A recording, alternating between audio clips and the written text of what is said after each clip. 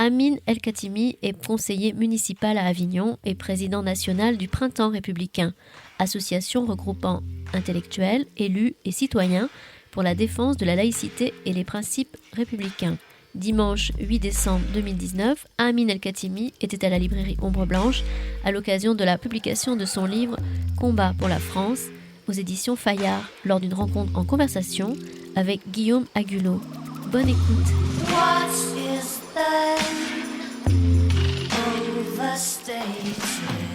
Nos micros sont ouverts, l'assistance est en train de s'installer. Bonjour à toutes et tous, merci beaucoup de vous être déplacés cet après-midi pour venir écouter Amin El-Khatimi, que je remercie très chaleureusement, très sincèrement, d'avoir accepté l'invitation ici du Printemps républicain Occitanie pour venir présenter son ouvrage Combat pour la France, Combat pour la France, oui, je disais, qui vient donc d'être édité chez Fayard.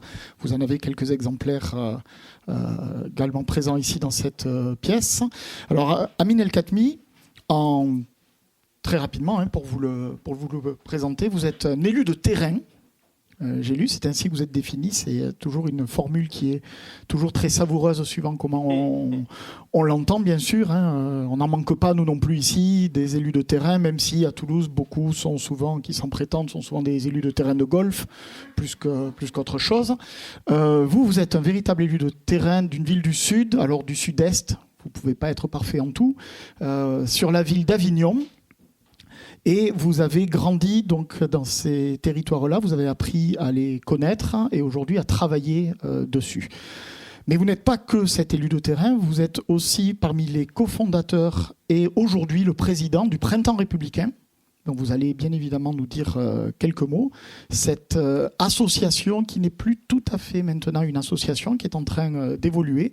Cette donc, organisation, cette structure qui s'est constituée en janvier 2015. Et bien évidemment, janvier 2015, pour nous tous qui sommes ici, c'est une date qui marque et qui signifie encore profondément des choses face à un oubli un peu ambiant, un peu général, qui l'aurait un peu trop chassé de notre conscience, de notre mémoire nationale. Pour nous tous ici, janvier 2015, ça reste encore une de ces dates importantes de notre présent.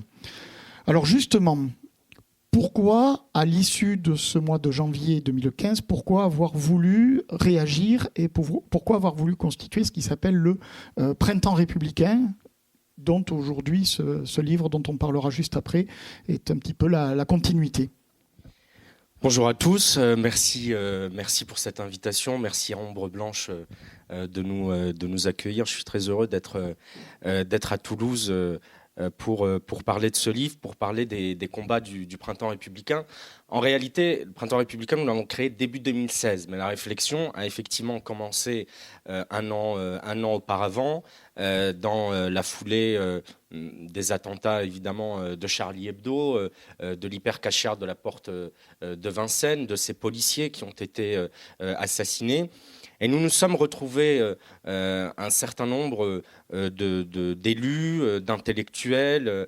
Il y avait là Laurent Bouvet, Marcel Gaucher, des personnalités comme Elisabeth Badinter, Anne Sinclair, Fleur Pellerin, bref, des gens qui venaient plutôt de la gauche et qui voyaient qu'au sein de nos partis respectifs ou au sein de nos familles politiques respectives, au sein de la gauche en général, il y a eu des réactions étranges après les attentats. La question de la laïcité était soit évacuée, donc on ne l'abordait pas, soit traitée sous un angle très anglo-saxon, libéral, et donc vous aviez quelqu'un comme Jean-Louis Bianco qui nous disait il n'y a pas de problème de laïcité en France.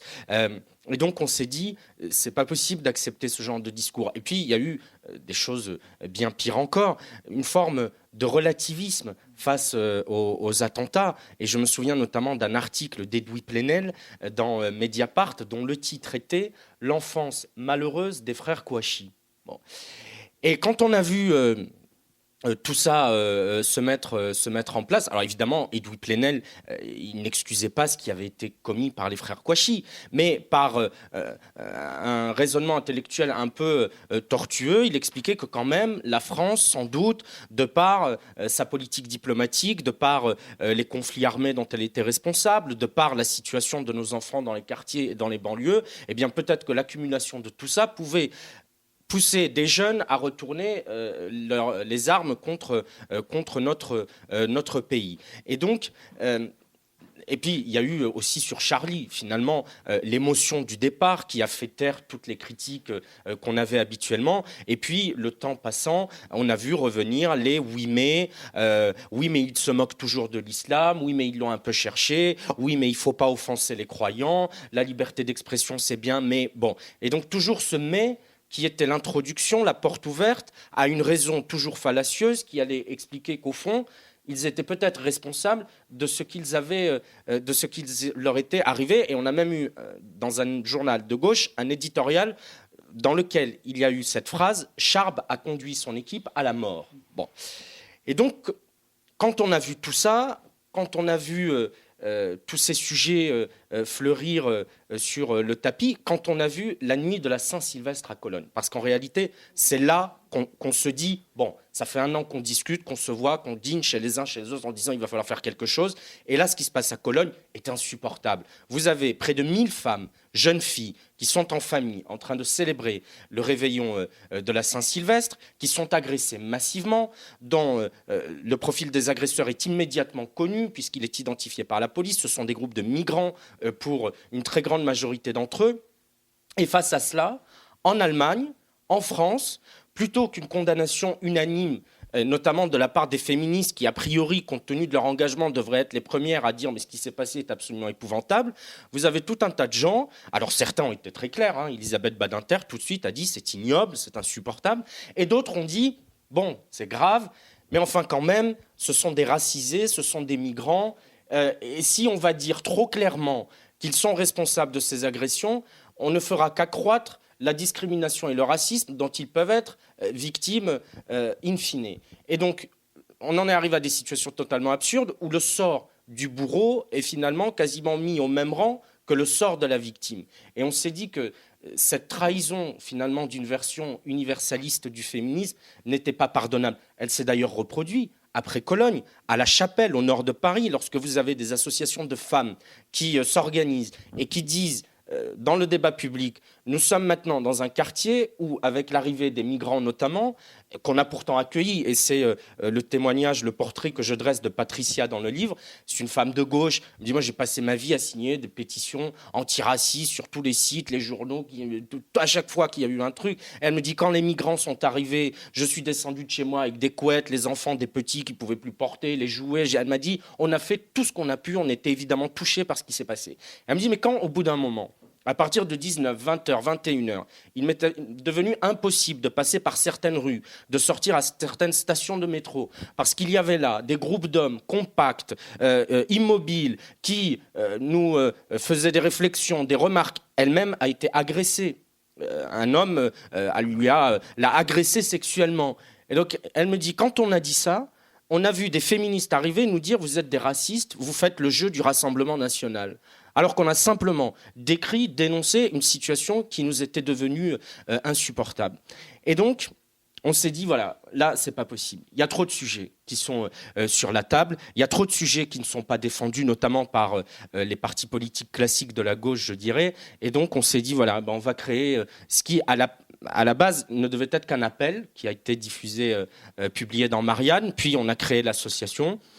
Et effectivement, la semaine dernière, on a réuni un certain nombre de personnalités, Jean-Pierre Chevènement, Bernard Cazeneuve, Valérie Pécresse, notamment, pour dire, voilà, maintenant, il y a un espace politique à occuper, il n'est pas occupé. Moi, ce Tour de France, puisque ce livre, c'est l'histoire d'un Tour de France, j'ai rencontré partout où je me suis rendu des gens qui m'ont dit, voilà, nous, on est d'une gauche républicaine, laïque, universaliste, on a été au PS, on était même insoumis et on ne supporte pas de voir Jean-Luc Mélenchon manifester avec des islamistes et trahir l'esprit Charlie lui-même qui a prononcé l'oraison funèbre de Charb le jour de son enterrement. On a pu être séduit par le président de la République, mais on n'en peut plus de voir cette indécision, de voir qu'il louvoie, qu'il contourne, que ce fameux discours sur la laïcité qui depuis 2 ans et demi doit être prononcé est toujours retardé, reporté. On a toujours un prétexte, un imprévu, un événement qui vient justifier que le président de la République reporte sa parole sur la laïcité. Et donc, voilà, nous, on est des orphelins et on aimerait bien qu'il y ait une maison qui, demain, nous accueille pour défendre nos idées. Donc, c'est l'histoire d'abord d'un cheminement, mais c'est aussi l'histoire d'un constat.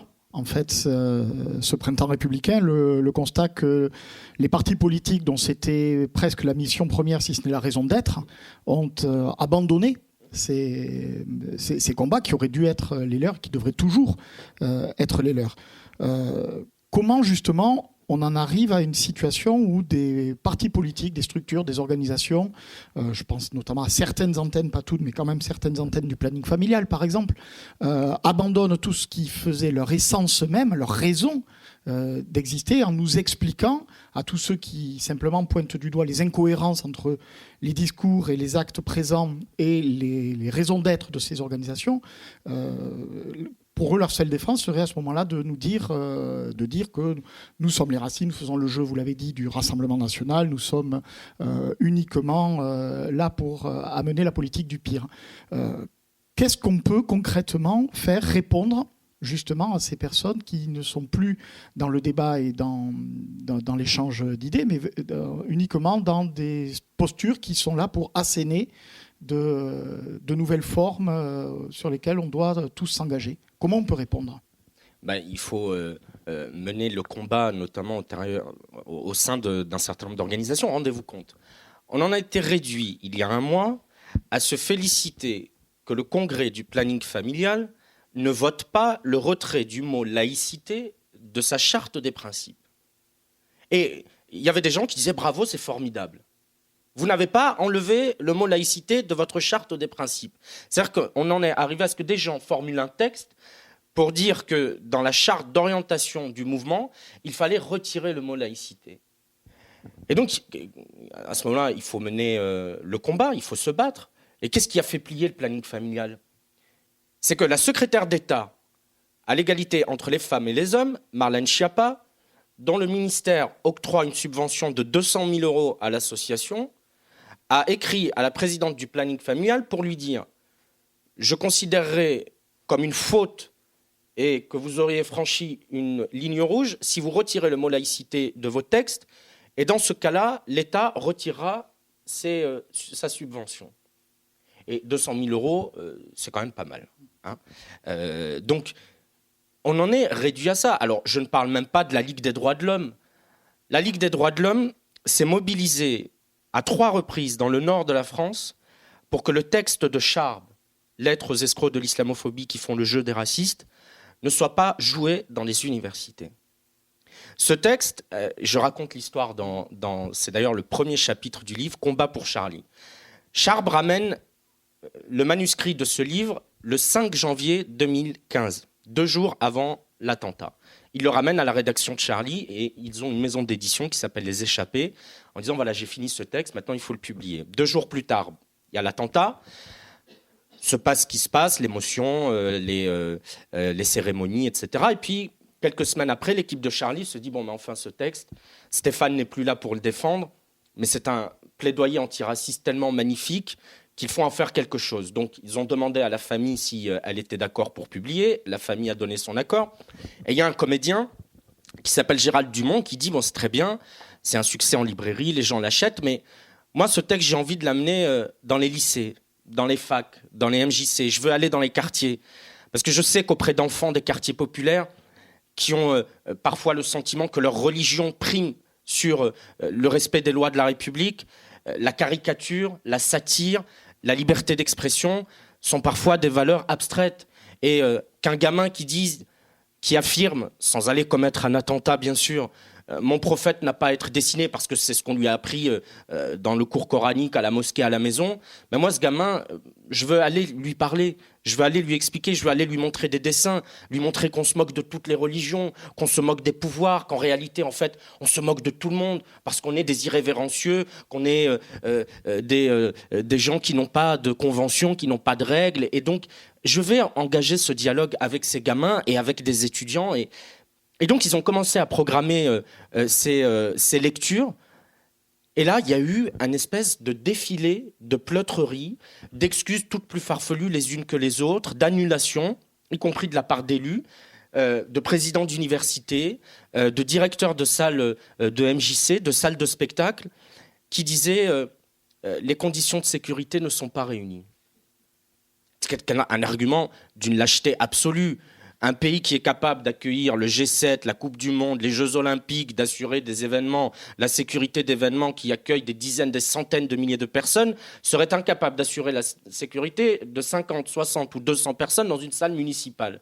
Et en réalité, c'est un argument qui ne tient pas, parce que lorsque la pièce a fini par se jouer à Avignon, effectivement, il y avait 3 compagnies de CRS, le préfet, des gens armés jusqu'aux dents. Ils étaient là. Mais la pièce a pu se jouer. Voilà. Et donc, parce que des gens ont eu le courage de mettre à disposition ce créneau. Et donc, quand vous avez une association comme la Ligue des droits de l'homme, qui devrait défendre la liberté d'expression, qui devrait, au nom même de ce qui s'est passé dans la rédaction de Charlie Hebdo, défendre le fait que ce texte doit être lu, doit être entendu, eh bien non, ils ont poussé à la censure. Ils ont préféré que les mots ne soient pas prononcés plutôt que de les laisser être joués.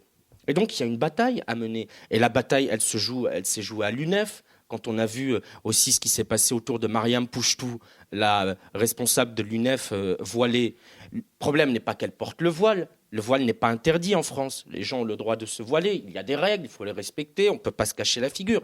Mais qu'un syndicat progressiste qui, dans toute sa vie, a défendu le féminisme, l'égalité des droits, le mariage pour tous, l'IVG, le droit des femmes à disposer de leur corps, puisse s'offrir comme représentante une fille qui, par le symbole qu'elle impose aux autres, dit quelque chose de l'asservissement des femmes, d'une forme de soumission à l'homme, est quelque chose qui nous a heurtés, et qui a heurté y compris les anciennes générations de l'UNEF. Et en réalité, ce qui se passe dans toutes ces orgas, c'est que c'est la jeune génération qui pose problème. En fait, on a la jeune génération qui est fascinée par le modèle anglo-saxon et notamment par un modèle américain. Donc c'est tout le mouvement autour de Rokhaya Diallo, tout le mouvement autour de personnalités comme elle, et qui en fait impose dans les organisations politiques, syndicales, militantes, une conception anglo-saxonne qu'ils opposent à l'universalisme républicain qui du coup devient un truc de vieux, de ringard, de gens racistes, fachos et tout ce que vous voulez. Et donc il y a un vrai combat à mener. Alors il y a un certain nombre d'orgas qui sont perdus. Moi je pense qu'à l'UNEF on rattrapera rien. Sud étudiant à mon avis c'est perdu aussi. Et même Sud enseignement, la Ligue des droits de l'homme n'en parlons pas, le MRAP n'en parlons pas. Je vois qu'SOS Racisme sous la direction de Dominique Sopo est en train de prendre la même direction. La France insoumise, qu'est-ce qui se passe? Il y a un calcul politicien de Mélenchon qui dit il m'a manqué 600 000 voix à la présidentielle, il y a les municipales qui arrivent, il sait très bien qu'en secteur rural, il ne gagnera rien, et donc c'est quoi? On met le paquet sur la Seine-Saint-Denis, l'Essonne, le Val d'Oise, le Val-de-Marne et les Yvelines, la partie populaire, entre guillemets, des Yvelines. Et donc, qu'est-ce qu'on fait pour gagner les voix des quartiers où il y a des populations arabes, arabo-musulmanes on parle du conflit israélo-palestinien, on dit que Charlie sont des racistes, on va défiler contre l'islamophobie. Et donc, il y a une trahison là de Mélenchon qui est à la fois un calcul, et un calcul d'ailleurs qui le fera perdre, parce que non seulement il ne gagnera pas une seule voix, mais il en perdra de la part de tous les universalistes et tous ceux qui défendaient les valeurs dont nous venons de parler, et qui trouvent que cette attitude est irresponsable. Donc, oui, c'est quelque chose qu'on a bien noté d'ailleurs à Toulouse, lors d'une université d'été, c'était il n'y a pas si longtemps. Henri Peña-Ruiz. Henri Peña-Ruiz qui a été effectivement lynché alors qu'il a tenu des propos qui n'étaient ni plus ni moins que ceux qu'il tient depuis des années, qui ne posaient aucun problème et qui d'un seul coup, effectivement, au sein de LFI, ont commencé, là maintenant, juste à poser problème. Et quand vous dites aux dirigeants, je ne citerai pas de nom, il paraît qu'on est enregistré, mais j'ai croisé un proche, très proche de Jean-Luc Mélenchon à l'Assemblée il y a quelques jours, et je lui dis, mais enfin, comment tu as pu aller défiler avec ces gens-là? Tu sais très bien, enfin, tu sais ce que pensait Charb de l'islamophobie, tu sais ce qui s'est passé, tu sais ce que vous avez fait à Henri Peña-Ruiz. Et là, il me dit, oui, mais on fait de la politique. Voilà. Voilà, c'est tout. Je veux dire, ils assument. Il ne le dira pas dans un studio de télé ou sur une matinale à la radio. Mais ils disent, ils assument clairement, oui, on sait, c'est moche ce qu'on a fait, c'est pas très bien, mais on fait de la politique. Voilà. Et aujourd'hui, pour eux, le calcul, pour gagner, il faut faire ce qu'ils ont fait. Voilà. Moi, je trouve que c'est quand même trahir et se renier soi-même pour essayer de gagner une élection, c'est jamais très honorable. Et ces trahisons et ces renoncements, de plus en plus de responsables politiques, on pourrait de plus en plus d'ailleurs qualifier d'irresponsables politiques, sont en train de les mener. Je pense notamment aux territoires plus populaires autour de Paris que vous avez cité tout à l'heure, mais c'est vrai ailleurs aussi, partout un petit peu sur ce territoire. Vous avez évoqué aussi le fait que ce qui semblerait vraiment littéralement poser problème dans toutes ces structures, ces organisations, sont les nouvelles générations. Donc ça peut aussi nous amener à nous interroger sur le rôle, non pas des enseignants, mais peut-être de l'enseignement et des moyens accordés à l'enseignement, alors qu'il était prévu, il est quand même toujours prévu dans la loi d'orientation de l'école, dans son article 1er, que la nation confie à l'école la mission de faire partager aux élèves les valeurs de la République. Donc nous sommes en fait face à un chantier qui a des éléments, on va dire, visibles, plus visibles que d'autres, mais dont en réalité les soubassements sont beaucoup plus profonds. Et est-ce qu'on n'est plus justement, d'ailleurs, à ce moment-là, on n'est plus uniquement dans une question d'affrontement idéologique gauche-droite? Peut-être qu'il y a une nouvelle reconstruction de choses à reposer entre, on va dire, des idées universalistes de la République et des stratégies identitaires, voire communautaristes. C'est exactement ça. Moi, ma conviction, c'est que le clivage droite-gauche, tel que nous l'avons connu, disons jusqu'à Macron, pour faire simple, est un clivage qui est en train de s'estomper. Je ne dis pas qu'il disparaît, je ne dis pas qu'il n'a plus de sens, je ne dis pas que dire « je suis de gauche » aujourd'hui, quand on dit « je suis de gauche », ça veut dire quelque chose au regard d'une histoire, au regard de réformes qui ont été offertes au pays, au regard de principes dans lesquels on peut se reconnaître, et en même temps dire être de droite, même si on peut être en désaccord, ça résonne aussi avec l'histoire d'un pays, des personnalités qui ont fait l'histoire. Bref, donc il ne faut pas tirer un trait sur cette histoire et sur cet héritage. Mais le clivage tel qu'il était il y a 10 ans, par exemple, est un clivage qui aujourd'hui n'a plus de sens. Et le vrai clivage qui arrive et qui va bousculer les lignes, c'est effectivement un clivage entre identitaire et républicain. Moi, c'est vraiment ma conviction quand je regarde ce qui se passe dans le pays. Et je vais vous dire, samedi dernier, Valérie Pécresse était à la Bellevilloise pour notre événement. Et la veille, elle m'a demandé de passer la voir à l'hôtel de région Île-de-France. On a passé 1 heure à discuter pour parler de la réunion du lendemain et puis faire un échange général sur la situation politique du pays. Et on se faisait cette remarque qui nous a un peu amusés. Je lui dis, vous savez, moi, il y a 10-15 ans, j'étais membre des Jeunes Socialistes, du Parti Socialiste, et je défilais contre les réformes que vous défendiez au gouvernement ou dans la majorité présidentielle. Et donc, on était dans cette opposition frontale. Et j'étais à l'époque au PS, dans le même parti que Benoît Hamon et Jean-Luc Mélenchon, dont je partageais les combats.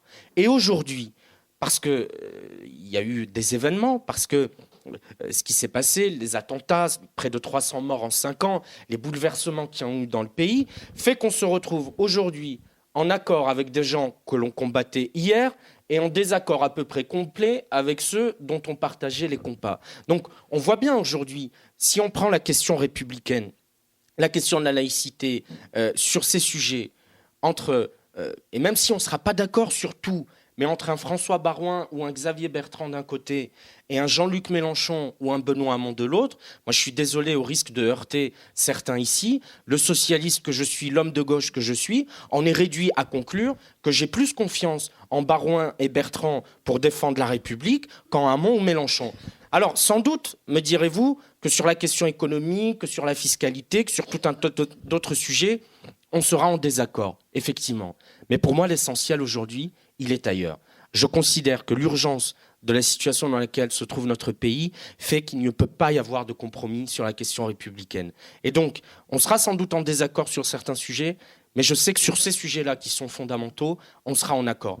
Et donc, c'est pour ça que je dis, il y a un axe républicain identitaire. Et dans cet axe républicain, des gens de gauche, du centre, de droite, vont se retrouver face aux identitaires. Les identitaires, c'est qui ? C'est les islamistes d'un côté, et on voit les islamistes, l'islam politique, leurs alliés, y compris ceux qui ont manifesté dans la rue le 10 novembre, et évidemment l'extrême droite. Parce que moi, dans le combat républicain, je n'ai absolument rien à voir avec Marine Le Pen, qui ne défend la laïcité que lorsqu'elle est attaquée pour s'en prendre aux musulmans et qui trouve tout à fait normal, au nom des racines chrétiennes de la France, qu'on aille défiler derrière des prêtres dans des processions de rue alors qu'elle va manifester contre les prières de rue musulmanes. Donc, il n'y a pas de combat commun avec l'extrême droite. En revanche, il peut y avoir convergence avec des gens avec lesquels on était en désaccord hier.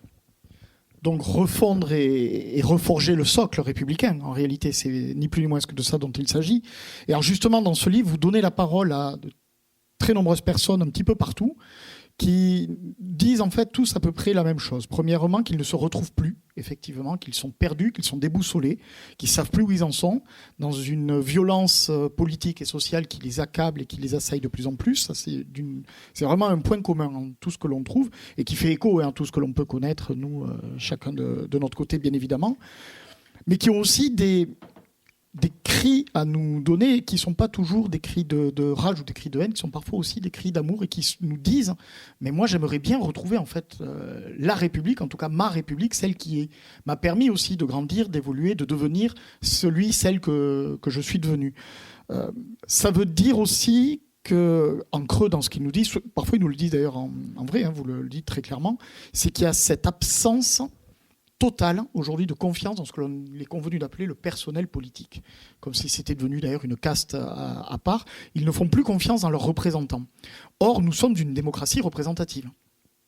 Donc là aussi, il va falloir un petit peu s'atteler à ce chantier de refonte de notre cadre républicain. Vous avez des idées là-dessus qui sont très intéressantes, vraiment, parce qu'en plus, elles sont posées, elles sont argumentées, elles sont établies, qui risquent peut-être parfois à la lecture de chatouiller certaines et certains, peut-être pourquoi pas même dans cette salle, mais c'est ça qui est intéressant justement. Et je voudrais que vous reveniez, parce qu'elle a beaucoup fait Florès, on parlera d'autres choses également après, sur cette idée que vous expliquez et qui semble véritablement, quand vous l'expliquez, tel que vous la présentez, frapper au coin du bon sens, comme on dit, de mettre sous tutelle ce que l'on appelle les territoires perdus de la République, sur le même mode que dans d'autres circonstances, des collectivités publiques qui, elles aussi, sont en perdition totale, peuvent tout à fait passer sous tutelle. Oui, alors ça a fait sursauter toutes les fédérations d'élus, de maires, de conseillers généraux, régionaux, etc., qui ont hurlé au déni de démocratie en disant mais c'est lamentable, c'est une négation de la légitimité du suffrage universel. En réalité, c'est un dispositif qui existe déjà. Et effectivement, lorsqu'une collectivité est en très grande difficulté financière, lorsque on n'est plus en capacité, par exemple, de payer les employés, enfin bref, lorsque c'est la cata, l'État met sous tutelle, c'est une situation que je connais bien, Avignon a été placé sous tutelle au milieu des années 90 parce que la mairie socialiste avait fait absolument n'importe quoi, et du coup quand la nouvelle municipalité est arrivée, le préfet a pris la main et a dit aux élus, écoutez, il y a des décisions que vous ne prendrez pas parce qu'elles sont trop impopulaires, réduire les subventions aux associations, réduire le personnel municipal. Et donc, quand on considère que les élus ne prendront pas ces décisions, parce qu'effectivement, si vous divisez par 2, par 3 une subvention à une association, bon, c'est pas populaire. Eh bien, le préfet prend la main et pendant quelques mois, avec l'administration, gère. Donc, la mise sous tutelle républicaine, c'est quoi ? D'abord, c'est une mesure exceptionnelle. Moi, je ne veux pas qu'on puisse imaginer qu'on va faire ça partout. Mais lorsque dans des villes, notamment des villes de région parisienne, Bobigny, Saint-Denis, Bagnolet. Lorsque vous avez une explosion des actes antisémites, par exemple, on a sur ces villes, notamment de Seine-Saint-Denis, le nombre de familles juives en 10 ans a été divisé en moyenne par 4 ou par 5. Et vous avez des villes aujourd'hui où il n'y a plus une seule famille juive parce qu'elles ont dû partir à force d'agressions, d'injures, de portes de synagogues taguées de croix gammées, d'enfants insultés dans les écoles. On a d'abord, c'est l'histoire de David et de sa mère Nathalie, on met d'abord les enfants, on les retire de l'école publique pour les mettre dans une école confessionnelle en considérant que leur sécurité va être assurée, et puis on finit par quitter la ville pour aller dans le 17e arrondissement ou à Saint-Mandé où la communauté juive s'est regroupée parce que ce sont des endroits réputés plus sûrs.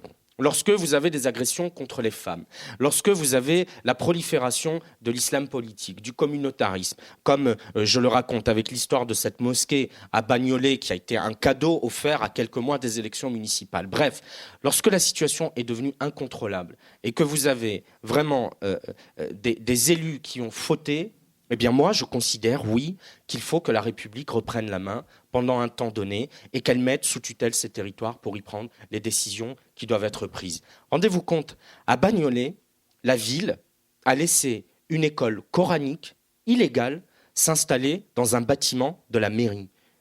Donc un bâtiment communal, qui est entretenu par les impôts du contribuable, a été occupé illégalement par une école coranique pendant plusieurs semaines. Voilà. Est-ce que ça, c'est normal ? Est-ce que ça, des élus, imaginez que... Enfin, je ne sais pas, c'est quand même absolument aberrant comme situation. Donc, imaginez qu'une secte ou une organisation sectaire vienne occuper un garage municipal de la mairie de Toulouse. Je pense que la mairie de Toulouse, immédiatement, se mobiliserait. Le maire de Toulouse appellerait le préfet pour demander que les forces de police interviennent. On médiatiserait l'affaire. Eh bien là, on a laissé une école coranique où on va endoctriner des gamins occuper un bâtiment public. Eh bien, quand on a des élus irresponsables à ce point, oui, je considère que l'État doit assumer sa responsabilité. Il faudra mettre en place des critères très précis pour qu'il n'y ait pas de dérive. C'est au législateur le moment venu. On pourra intégrer des éléments comme le taux de pauvreté, comme les chiffres de la délinquance.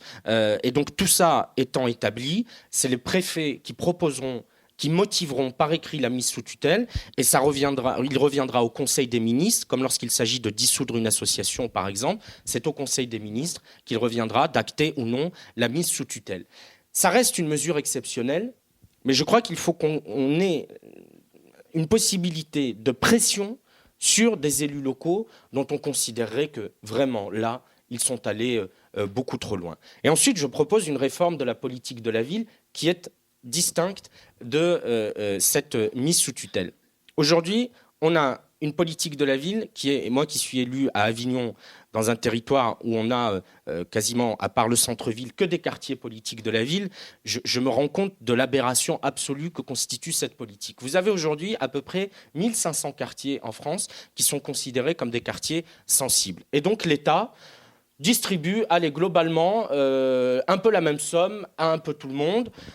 On fait des programmes de rénovation urbaine, donc on rafraîchit les cages d'escalier, on refait les pieds d'immeubles, on fait des jardins partagés, tout ça est formidable, sauf que 10 ou 15 ans après, on revient au même état de délabrement des bâtiments. Les familles, lorsqu'elles quittent ces quartiers parce qu'elles ont réussi, parce qu'on a un peu d'argent, on peut aller louer, acheter ailleurs, sont remplacées par des familles toujours plus pauvres, donc ce qui fait que les quartiers stagnent dans des taux de pauvreté qui sont sensiblement supérieurs à la moyenne nationale selon la définition qu'en retient l'INSEE. Vous avez des taux de délinquance qui sont sensiblement beaucoup plus importants que les taux de délinquance dans les quartiers hors politique de la ville. C'est d'ailleurs pour ça que je considère que le discours que tient une partie de la gauche sur l'ordre et la sécurité, qui seraient des thèmes de droite ou d'extrême droite dont il ne faudrait pas traiter, c'est une position qui est totalement absurde. Parce que si aujourd'hui il y a bien des victimes d'insécurité, ce sont les habitants notamment des quartiers populaires, parce que quand on casse ou on brûle des voitures, qu'on casse des services publics, qu'on s'en prend à des écoles, c'est rarement à Versailles, à Cannes ou dans les beaux quartiers de Nice. C'est toujours à Bondy, c'est toujours à Saint-Denis, c'est toujours là où il y a déjà les pires difficultés que vient s'ajouter la délinquance et les violences urbaines. Donc, ce que je propose, c'est que plutôt de continuer à saupoudrer et faire n'importe quoi, et vous parliez tout à l'heure du sentiment qu'ont les gens que la politique ne peut rien. Comment voulez-vous qu'un enfant, aujourd'hui, dans un quartier populaire, ait le sentiment que la politique peut quelque chose pour lui, que la France a un sens, que faire partie de la communauté nationale, partager un même commun républicain que les autres, alors que depuis son plus jeune âge, il ne vit que dans l'entre-soi. Je l'ai vécu moi-même. Vous êtes dans des quartiers où il n'y a que des Arabes et des musulmans, des gens qui ont la même culture, la même origine, la même religion que vous, et on vous demande de croire au fait d'appartenir à la République. Ça n'a pas de sens. Et quand, en plus, c'est ajouté à cela le fait que les commerces ont tous été repris par des commerces communautaires. Moi, je l'ai vu à la Reine Jeanne, qui est donc le quartier dans lequel j'ai vécu. Dans les années 90, tous les commerces étaient tenus par des Français, disons, occidentaux, entre guillemets. Et aujourd'hui, ils sont tous, sans exception, des commerces communautaires. Et donc, vous avez des logiques de repli et d'enfermement qui sont totalement mortifères. Qu'est-ce que je propose ? Plutôt que de continuer à saupoudrer, on fait une liste de 100 quartiers, y compris la Rainerie à Toulouse, parce que pour y être passé, je pense que ça fait partie des 100 quartiers de France où on peut demander une intervention exceptionnelle de l'État.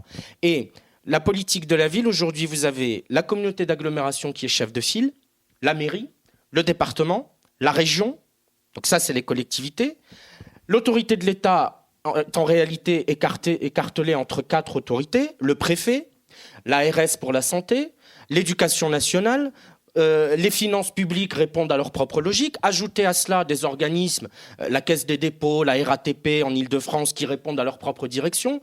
Et on imagine qu'avec 7, 8, 9 acteurs qui répondent à des ordres différents, à des agendas différents, à des priorités différentes, on va pouvoir avoir une politique cohérente. Ça n'a pas de sens, ça ne peut pas produire de résultats et on ne peut pas se permettre d'attendre. C'est ce que l'on appelle la manie des copiles. Mais bien sûr, mais ça n'a pas de sens, je l'ai vu. On a voulu rénover un stade nautique à Avignon, ça aurait pu prendre 1 an et demi, ça a pris 4 ans parce qu'il a fallu que la ville délibère, attendre que le département délibère, que la région délibère, qu'on sache les fonds européens, les fonds de l'État. Ça n'a pas de sens, ça ne peut pas marcher. Donc, 100 quartiers, on désigne un chef de file. Ça suppose que les autres acceptent de déléguer pendant un temps donné leur autorité à un chef de file, qui peut être ici le maire à Toulouse, ailleurs le préfet en Gironde, dans un autre endroit le département ou la communauté d'agglomération ou la métropole, par exemple à Lyon.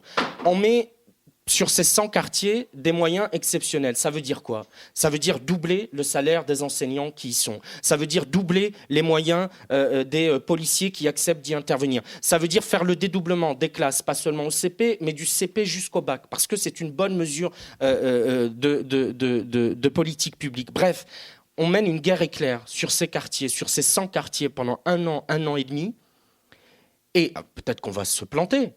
Mais si on arrive à ce que ça marche, si on arrive à ce que les habitants de ces quartiers retrouvent confiance, se disent « oui, là, je vois qu'en s'y mettant, ils ont pu un peu améliorer nos conditions de vie et permettre à nos enfants d'y croire à nouveau ». Si on peut, à travers ces 100 exemples-là, les plus urgents, les plus frappants, les plus criants, démontrer que la parole publique, que l'État, que l'autorité de l'État ont un sens et peuvent produire des résultats, alors non seulement on aura amélioré la vie des habitants de ces 100 quartiers, mais on pourra démontrer aux autres qu'on va pouvoir aussi s'attaquer aux problèmes qui rongent leur quotidien.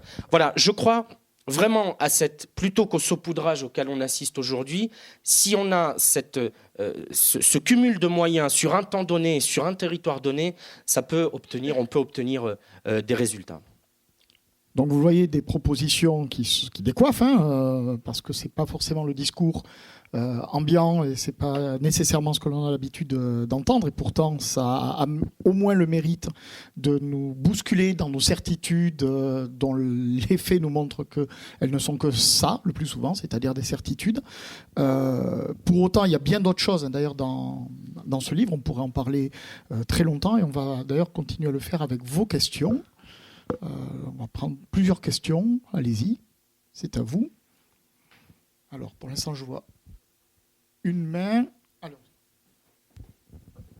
Bon, moi, je partage tout à fait le combat du printemps républicain, sauf sur un point, c'est la présence de gens de droite sur lesquels vous avez insisté, parce que je ne vois pas comment on peut défendre la laïcité avec des gens qui, par exemple, ont défilé en 2004 contre la politique d'Alain Savary d'un grand service public d'éducation qui, je pense, n'ont pas changé d'avis là-dessus et sur lequel, en plus, moi, je suis en profond désaccord pour tout ce qui concerne la question sociale. Je ne pense pas que Mme Pécresse ait des convictions sociales très affirmées. Or, il me semble, vous parliez tout à l'heure des mesures à prendre, hein, il y a quand même un problème de fond, c'est l'emploi aussi. Voilà. Et je voulais profiter de votre venue pour dire que j'avais été un peu choquée. Alors, je l'avais lu dans le compte rendu dans Le Monde, donc je me suis dit, c'est Le Monde, on sait très bien que, etc. Mais les propos que vous avez tenus ont confirmé une partie du compte rendu du Monde. Oui, je vois d'autres. Alors, madame, et ensuite. Non, mais je peux répondre rapidement. Le compte rendu du Monde était pour le moins orienté. Parce qu'en gros, il disait le Printemps républicain devient un parti de droite. Il n'est pas question de ça. Et encore une fois, bien sûr qu'on aura des désaccords et qu'on a des désaccords avec la personne que vous venez citer. D'abord, il ne s'agit pas de faire un accord électoral avec elle. Elle n'est pas venue annoncer sa candidature à la présidentielle et moi, je ne lui ai pas dit que je la soutiendrais. On s'est simplement dit que sur les sujets qu'on aborde et dont je viens longuement de parler, les combats, on va dire, historiques du Printemps républicain depuis sa fondation, c'est un constat. Pardon, je suis obligé de constater la réalité des faits. On partage les mêmes constats avec elle. Alors, ça ne veut pas dire qu'on sera d'accord sur le reste, et vous avez raison. Et sans doute que sur la politique sociale, on aura des désaccords. Sans doute que sur l'intervention de l'État dans l'économie, nous, on est plus à gauche, et donc on considérera que telle entreprise doit être sauvée, pendant qu'elle aura peut-être une vision plus libérale. Bien sûr, et il faudra mettre ces désaccords sur la table. Mais je dis simplement que la convergence qui peut se faire, elle se fait sur nos sujets. Et force est de constater, oui, qu'aujourd'hui... on est plus d'accord avec des gens du centre, de la majorité présidentielle ou des personnalités comme Pécresse ou Bertrand qu'avec des gens avec lesquels on était dans le même parti. Enfin, moi, je suis désolé. La marche du 10 novembre, elle est impardonnable. Impardonnable. Voilà. Des gens de gauche qui défendaient la laïcité, qui défendaient l'esprit Charlie, la liberté d'expression, elle est impardonnable à double titre. D'abord, le mot d'ordre, l'islamophobie. Moi, évidemment, que s'il y avait eu une manifestation contre les actes anti-musulmans, je m'y serais rendu. Et ce qui s'est passé à Bayonne est intolérable. Qu'on ait tiré là sur ces deux Chibani qui n'ont rien fait à personne, c'est insupportable. Et à chaque fois qu'il y a un acte anti-musulman, il faut se révolter, se mobiliser. Mais là, ce n'était pas ça. C'était un mot d'ordre dont les organisateurs savaient qu'il était sujet à controverse, puisque nous considérons qu'il signifie le refus et l'interdiction de la religion. Moi, je suis désolé, nous ne sommes ni en Iran, ni au Pakistan, ni en Arabie Saoudite, nous sommes en France, nous avons le droit de nous moquer des curés, des rabbins, des imams, et on a des copains qui ont été assassinés le 7 janvier 2015 parce que 2 cerveaux malades leur ont précisément reproché de se moquer de l'islam. Et donc, aller manifester derrière ce mot d'ordre, qui signifie l'interdiction de la critique de la religion, avec des islamistes, un imam qui explique qu'on peut violer les femmes qui sont non voilées parce que ce sont des femmes impudiques, qu'elles ne valent pas mieux qu'une pièce de 2 € et qu'on peut donc les violer. Un imam, un autre qui explique qu'écouter de la musique transforme en singe et qui le dit devant une assemblée d'enfants qui sont venus là l'écouter. Encore un autre qui justifie le viol conjugal en disant une femme ne peut pas se refuser à son mari. Et des féministes, des laïcs, des gens de gauche sont allés mêler leurs pas avec ceux de ces islamistes. Eh bien voilà, cette trahison-là, elle est impardonnable. Et oui, on peut se retrouver avec des gens avec lesquels on était en désaccord hier et assumer encore quelques désaccords aujourd'hui. Mais ceux qui étaient mes amis et qui ont trahi, je sais qu'avec eux, malheureusement, et je suis le premier à le regretter, il n'y a plus aucun avenir possible. Bonjour. Moi, je voulais une question très simple. Je voulais vous demander si vous aviez vu le film Les Misérables. Mais attendez, avant, la question qui précède m'incline à dire, mais je suis fille de militaire aussi, que lorsqu'on doit mener une guerre éclair, et vous avez été extrêmement brillant pour nous montrer qu'elle était imminente, indispensable, et qu'à la veille des municipales, nous devions tous penser à cette guerre éclair. Eh bien, quand on mène une guerre éclair, la couleur des chaussettes des fantassins, franchement, on s'en bat l'œil complètement. Il y avait d'autres questions, monsieur. C'est une jolie formule. Je la retiens. Je vais noter. Oui. Pardon, monsieur. Un texte a été voté récemment à l'Assemblée là, qui associe antisémitisme et antisionisme. Qu'est-ce que vous en pensez ? Alors, c'est une définition d'une organisation internationale qui a été adoptée par l'Union européenne, par des pays qui d'ailleurs ne peuvent pas être taxés de sympathie particulière à l'égard d'Israël, comme la Turquie par exemple. Et c'est un engagement effectivement du président de la République pris devant le CRIF. Je sais que ça a suscité des débats. Moi, je suis favorable à l'adoption. D'ailleurs, elle a été très largement adoptée. Moi, je suis favorable à ce texte. Pourquoi ? Évidemment, la critique de la politique du gouvernement israélien est parfaitement légitime. On a le droit de critiquer la politique du gouvernement israélien, de celui de Belgique, du Kazakhstan ou de n'importe quel autre. C'est un droit absolu. En revanche, on voit bien que ces dernières années, en France, c'est le cas en Angleterre, regardez ce qui se passe au Labour avec Jeremy Corbyn, c'est absolument insupportable. On voit bien que dans un certain nombre de pays, l'antisionisme, dans sa définition de critique du gouvernement israélien, est devenu l'excuse qui permet en fait de l'antisémitisme. Et donc il y a eu cette dérive. Et quand Alain Finkielkraut est traité de sale sioniste de merde par un gilet jaune, on voit bien qu'en réalité, ce que voulait dire ce type, c'est sale juif de merde. Et donc il voit bien qu'il ne peut pas le dire parce que c'est illégal et qu'il aurait des problèmes. Et donc on a pris prétexte de l'antisionisme pour progressivement utiliser le prétexte de l'antisionisme pour en réalité cacher ce qui était de l'antisémitisme. Et puis, il y a un autre sujet sur ces questions, c'est l'importation du conflit israélo-palestinien dans nos quartiers. Non, c'est lié quand même, pardon, c'est quand même lié. Lorsque vous avez, évidemment, moi je me suis en plus rendu sur place en Israël, dans les territoires palestiniens, j'ai rencontré tout un tas de gens et la situation est beaucoup plus complexe que la vision un peu manichéenne qu'on en donne parfois dans les médias, notamment dans les médias français. Mais c'est le chapitre sur les Juifs qui commence par le portrait de Nathalie et son fils. Qu'est-ce qu'elle me dit, Nathalie ? Elle me dit, mais à force de faire citoyen d'honneur Marwan Barghouti, de multiplier les jumelages avec des villes palestiniennes, de voter des vœux en conseils municipaux, elle me dit, pendant toutes ces années, on a des générations de gamins qui ont fini le juif, l'israélien, le sioniste, c'est la même chose. On met tout ça dans le même sac. Et elle me dit, moi, qui n'ai absolument aucun lien avec Israël, j'en suis réduite à me sentir parfois que on dirait que je suis porte-parole de Tsahal, à devoir me justifier sur je ne sais quelle roquette qui est tombée je ne sais où.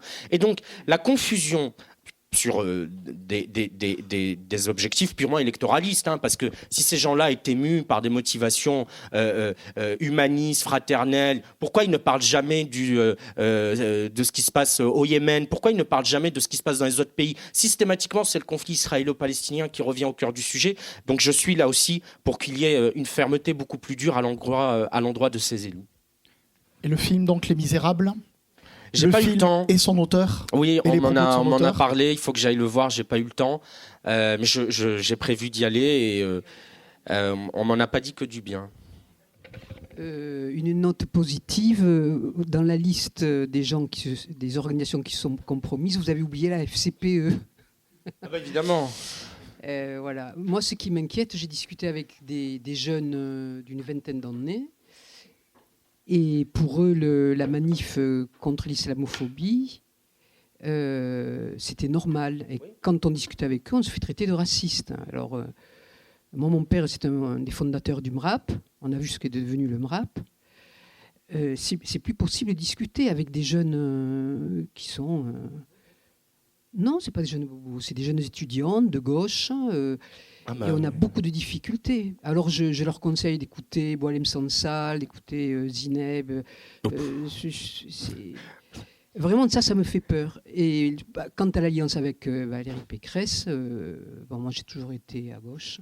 Ça ne me dérange absolument pas parce que je pense que la bataille, elle est, pour le moment, ils ont gagné. Ils ont gagné chez les jeunes qui ne sont pas des communautaires, des identitaires, ni rien. Il y a un vrai sujet chez les jeunes. C'est terrible. Et en même temps, il y a un matraquage tel dans les médias, parce que vous avez les nouvelles générations de journalistes qui sont totalement imprégnés de ces sujets. Vraiment, c'est Françoise Laborde, la journaliste. Je sais que vous avez une Françoise Laborde pas très loin d'ici, sénatrice. La journaliste qui m'expliquait qu'elle donnait, elle donnait des cours. Alors c'était à Lille, je crois. Il y a une école de journalisme, l'ESJ Lille. Et elle m'expliquait cette anecdote. Elle me dit, je ne sais plus dans quel cours, je leur dis, donc elle a une classe d'étudiants, futurs journalistes, quel est votre modèle? On a tous des modèles quand on est jeune, qui veut devenir avocat, se réfère à un grand avocat célèbre, machin. Et vous, quel est le journaliste célèbre qui vous donne envie de faire ce métier? Je vous le donne en mille. Qu'est-ce qu'ils ont répondu? Edoui Plenel, voilà, évidemment. Donc, il y a un vrai sujet. Et après, vous avez des médias comme Brut, comme, y compris des émissions comme Quotidien, avec des audiences très fortes auprès des jeunes, qui sont dans une vraie logique de matraquage, et y compris en faisant passer la laïcité pour un truc de raciste, de facho, islamophobe. Ou de ringard. Pardon ? Ou de ringard. Ou de ringard, oui, bien sûr, évidemment. Mais on a un vrai sujet avec la presse. Mais malheureusement. Parce que ça vient des réseaux sociaux. Je suis une ancienne journaliste et je peux vous dire que quand on enseigne le journalisme à des étudiants, on est absolument has-been parce qu'il y a les gens qui, parce qu'ils ont un téléphone portable ou qui sont témoins de quelque chose, sont des journalistes. Ils vont vous photographier sur la promenade des Anglais, un enfant éventré, tout ça, qui va tourner en boucle, comme on dit viral, bien sûr, bien nommé, et qui va bien évidemment être l'antithèse de ce que disait Pierre Viançon-Ponté. Je suis l'esprit qui toujours nie, c'est-à-dire qu'il faut douter de tout. Comme c'est la phrase de Gérard de Nerval, de Méphisto, hein, c'est pas lui qui l'avait inventée, mais c'est une règle journalistique, enfin elle a été la mienne en tout cas aussi, j'ai appris qu'elle était celle de Pierre Viançon-Ponté, c'est cet esprit-là, on est là maintenant, ils sont en prise directe, quotidien et tout, ils sont journalistes toute la journée, et c'est pour ça qu'ils ne font aucune différence, ils ne hiérarchisent pas l'information. Vous avez complètement raison, vous avez vu ce qui s'est passé avec Taha Bouafs. Vous le connaissez pas, ça me rassure. C'est si vous le connaissez en plus, enfin vous en avez entendu parler. Pardon ? Non, mais si je vais vous dire pourquoi vous en avez entendu parler. C'est celui qui a filmé Benalla en train de tabasser les deux malheureux là, je sais plus où, le 1er mai, et donc qui a rendu public la vidéo. Alors lui, il est devenu journaliste. Voilà. Alors il est devenu journaliste parce qu'il a un iPhone. Alors il a été recruté par là-bas si j'y suis, c'est un site. Et donc alors maintenant il est journaliste. Alors et puis lorsqu'on a été quelques-uns de vieux cons à dire quand même peut-être que quand même journaliste, faut quand même, on ne devient pas journaliste comme ça parce qu'on a un iPhone et qu'on filme les manifs et qu'on va en plus caillasser les policiers après se plaindre d'être placés en garde à vue. Et vous avez quasiment toutes les sociétés de journalistes. Je ne parle pas de petits titres, Figaro, l'Obs, Libé, etc., qui ont fait des communiqués soutien à notre confrère Taha Bouafs, victime d'une immonde campagne, machin.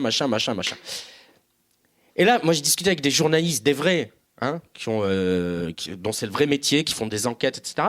Je leur dis, mais attendez là, vous voyez pas qu'en soutenant un type comme ça, vous êtes en train de dévaloriser et de dévitaliser votre métier. Vous êtes en train de vous rabaisser. Je sais pas, c'est comme si un dentiste, qui a un cabinet, un vrai dentiste, allait dire qu'un type qui est au bas de sa rue, un marché, qui arrache les gens avec des cordes, est un confrère et qu'il faut... c'est pas possible. Oui, mais tu comprends, maintenant, avec les réseaux sociaux. Donc, voilà, ce n'est pas possible. Et en plus, ce sont des militants, en réalité, ces gens-là. Ce ne sont pas des journalistes. Ils ne sont pas là pour rapporter des faits factuels. Ils sont là au service d'une idéologie, au service d'un discours politique. Et c'est un vrai sujet. Mais bon, si les journalistes et les sociétés de journalistes considèrent que le premier charlot avec un iPhone est un journaliste, c'est leur problème. Est-ce qu'il y a d'autres demandes d'intervention ? Au fond. Bonjour. Vous évoquiez le fait qu'on attend un discours sur la laïcité de Macron depuis 2 ans, qu'il tourne autour du pot. Vous avez une idée de cette absence de réaction? Parce qu'il y a eu quand même plusieurs discours à l'Église catholique il y a l'année dernière, je crois, où il a valorisé l'Église catholique. Il va au dîner du CRIF, évidemment, mais on sent qu'il ne veut pas aborder le sujet, que ça... Ça l'emmerde ou ça l'intéresse pas ou il considère que c'est un peu ringard? Vous avez un avis par rapport à ça, position? Oui, on a plus qu'un avis. On a plus qu'un avis. Parce qu'évidemment, on a tout un tas de gens qui sont des amis, qui sont députés, même certains au gouvernement qui sont plutôt proches de nos idées et qui, à chaque fois, sont... bon, il paraît qu'on est enregistré, donc je vais être... je vais pas donner de nom. Mais non, c'est quoi le problème de Macron? D'abord, c'est sa conviction personnelle. C'est un libéral. Voilà. La laïcité, c'est pas son truc. C'est un libéral. Il pense qu'il faut le modèle anglo-saxon. Chacun s'habille comme il veut. C'est Aurélien Taché, quoi. Chacun s'habille comme il veut. Une jupe, un serre-tête, un voile, c'est pareil. Il faut laisser les femmes s'habiller comme elles veulent. Bon, donc la laïcité, c'est pas son truc. Et lui, il pense que il faut un modèle anglo-saxon. Mais comme le monsieur est très intelligent et connaît quand même un peu son pays, il sait que le pays, lui, n'est pas d'accord avec ça. Et il le sait parce qu'il voit, y compris, les sondages réalisés sur son propre électorat. Il y a une étude de l'IFOP sur la relation entre l'électorat macroniste et la laïcité. Mais alors nous, on était sidérés, on ne s'attendait absolument pas à ça. Vous avez des résultats massivement favorables à nos thèses et qui vont même plus loin que nous sur l'interdiction du voile dans l'espace public. Enfin, vous aviez même les proportions qui se rapprochaient des proportions de l'électorat RN, de Marine Le Pen. Et donc le président de la République, il a eu cette enquête, hein, on lui a au moins transmis les conclusions, et donc il voit bien que s'il le dit, il va à la fois se couper de son électorat et se couper de sa majorité, parce que dans sa majorité, il y a 2 blocs. En réalité, il y en a 3. Il y a le bloc de ceux qui s'en moquent ou qui n'y comprennent rien, ce qui parfois revient au même, et donc ils sont là. Vous avez d'un autre côté le bloc des Aurélien Taché qui pense effectivement que chacun fait ce qu'il veut et les libéraux, et vous avez un bloc de républicains universalistes, Aurore Berger, Blanquer, Schiappa, qui disent non, il ne faut pas céder là-dessus. Et donc, pourquoi le président ne tranche pas? C'est qu'il sait qu'à la seconde même où il aura fait un discours un peu clair, il va décevoir un camp ou un autre, et il va sans doute se couper de son électorat, et comme il ne peut pas se permettre, eh bien, il repousse. Mais ça va lui coûter politiquement, parce que le et en même temps sur ces sujets n'est pas possible. Voilà. Vous pouvez faire du et en même temps sur tout un tas de trucs, essayer. Si moi je dis qu'il faut un taux de taxe à 10 et que vous dites 14, si on n'est pas trop con, autour de 12, on peut trouver un compromis. Mais là, il n'y a pas de compromis possible. Vous voulez négocier quoi? Il n'y a rien à négocier. Et donc c'est pour ça que le président de la République est très prudent. Mais ça va devenir intenable. Voilà. Bon. Bonjour.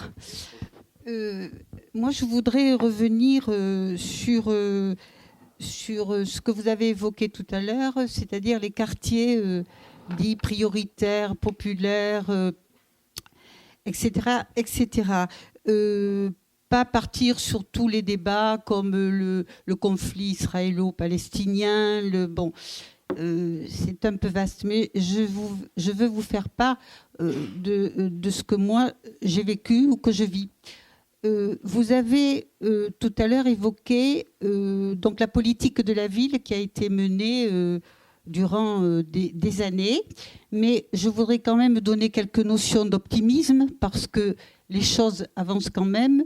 Vous avez évoqué le quartier de la Reinerie qui fait partie de l'ensemble qui s'appelle le Grand Mirail, où effectivement il y a des réhabilitations parce que les logements datent d'il y a quand même quelques années, mais il y a aussi beaucoup de personnes qui se battent au quotidien, notamment les femmes, qui s'occupent, qui sont dans les conseils d'école, qui sont dans les associations et qui luttent pour leurs enfants et dans des services publics qui ont été développés. Les écoles, les centres culturels, on ne peut pas dire que tout est négatif, parce que sinon... vu la démographie aussi, vu la concentration de problèmes sociaux, il faut quand même s'encourager. Alors, moi, ce que j'ai constaté, c'est qu'on a un métro à Toulouse. Alors, il y a des rames qui vont, qui viennent. Alors, il y a toujours les gens des quartiers populaires qui vont au Capitole. Je le fais à grands traits. Mais le reste... Pardon. Mais le reste ne se fait pas. C'est-à-dire qu'on voit rarement... les gens du centre-ville, je le fais court, hein, bien sûr, sans stigmatiser personne d'ailleurs, qui ne vont pas tellement, qui ne vont pas tellement dans les quartiers. Alors, moi, j'aurais aimé qu'on trouve ensemble un autre mot que quartier, parce que dès qu'on dit quartier, les mots ont leur importance, on stigmatise, on pense pas ni à la roseraie, ni au chalet, ni au Capitole. C'est les quartiers, c'est là où il se passe toujours quelque chose. Alors, certes, il y a des problèmes qui sont concentrés, l'emploi, les dealers, il faut le dire, les occupations illégales, mais quand même donner quelques notes pour qu'on puisse progresser ensemble, où il se fait quand même pas mal de choses. Alors, je ne veux pas parler, moi, de Paris, de Grenoble, que je ne connais pas, mais quand même, dans nos quartiers populaires, il n'y a pas que des voitures qui brûlent. Et je pense qu'aussi, il ne faut pas rester sur des clichés droite, gauche en matière de politique sociale, parce que moi, j'estime qu'actuellement, il y a les extrémismes et les républicains, les centres, les centristes, les droites un peu sociales, les gauches qui ont aussi rayé pas mal de choses de leur vocabulaire. Voilà le constat que je voulais faire. Autre chose, et puis je ne reprendrai sûrement pas la parole, mais vraiment, je tenais à assister à ce débat, vous connaître, monsieur, parce que vous soulevez des problèmes où il faut éviter les stigmatisations. Alors, moi, je ne vais pas raconter mon histoire, ça n'intéresse personne, mais je suis dans ces quartiers populaires chargée de mission bénévole, puisque j'ai été une élue, et je m'appelle Yvette Benayoun Nakache. Et moi, je n'ai jamais eu aucun problème en tant que confession juive ou très profondément laïque, de parents qui venaient d'Algérie.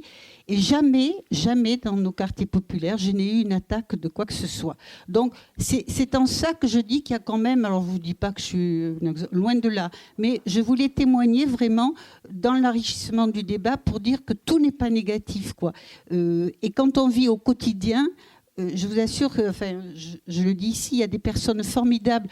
Et quand même une notion qui est importante, c'est par contre la compréhension et ce que j'appelle moi l'alphabétisation. Beaucoup de personnes n'adhèrent pas trop à tout ce qui se fait parce qu'il y a un gros problème de la langue. Et je pense que dans notre échange aujourd'hui, on doit l'avoir en compte, parce que quand on ne pratique pas bien la langue, on a quand même des difficultés à adhérer à tout ce qui se fait. Voilà, mais moi je voulais mettre en avant la notion des femmes qui se battent vraiment beaucoup dans les quartiers populaires, politiques de la ville. Voilà. C'est tout ce que j'avais à dire. Merci. Répondre tout de suite. Alors sur les femmes qui se battent pour apprendre la langue, vous allez découvrir dans le livre le portrait de Rachida Hamdan, qui se bat à Saint-Denis, qui justement donne des cours de français. Donc ce livre, c'est pas il y a aucune volonté de stigmatiser. Au contraire, je mets en avant des élus qui se battent. Thomas Urdi à Trappes, Marie-Laure Brossier à Bagnolet, Rachida Hamdan qui est une féministe à Saint-Denis. Je parle des quartiers en disant qu'il faut pas que la France assume aussi sa responsabilité, parce que quand vous avez créé des ghettos urbains, quand vous avez créé les conditions de l'entre-soi, quand des gens vivent dans des barres d'immeubles avec des personnes et des familles qui ont toutes les mêmes origines, la même culture, la même religion qu'eux, comment après s'étonner qu'on ait des gamins qui disent qu'ils ne se reconnaissent pas dans la France, dans le commun républicain et dans tous les sujets dont on parle. C'est évident, ça ne pouvait produire que ce résultat-là.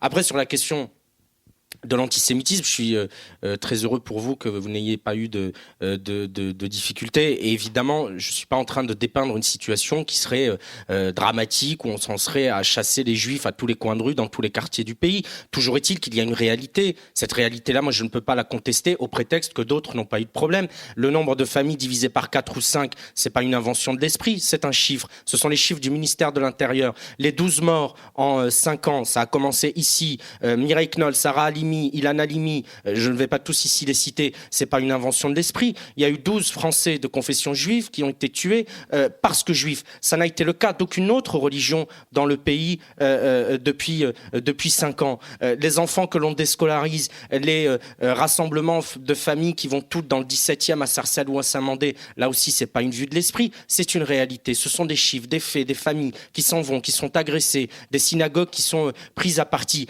Il y a eu en 2018 100 actes anti-musulmans, 500 actes antisémites et 1000 actes anti-chrétiens catholiques. Là aussi, ce sont des chiffres. Donc, évidemment que je ne dis pas que c'est la catastrophe et qu'il y ait des gens comme vous, et c'est tant mieux qui soyez dans les quartiers, et il y en a beaucoup, mais ça ne doit pas passer sous silence le fait qu'il en ait d'autres qui malheureusement n'ont pas eu votre chance et qui vivent cet antisémitisme dans leur chair, parce que, je le redis, les préjugés, parce que l'importation du conflit israélo-palestinien, parce que des élus qui veulent capter les voix des familles arabes en vue des élections et qui se disent que le meilleur moyen c'est de leur parler de la Palestine parce que ça va les toucher, et ne parlant jamais des autres sujets. Je parlais du Yémen, on pourrait la Syrie, l'Irak, c'est toujours autour du conflit israélo-palestinien. Donc ça devrait à minima interroger sur les motivations de ceux qui ont conduit à cette situation.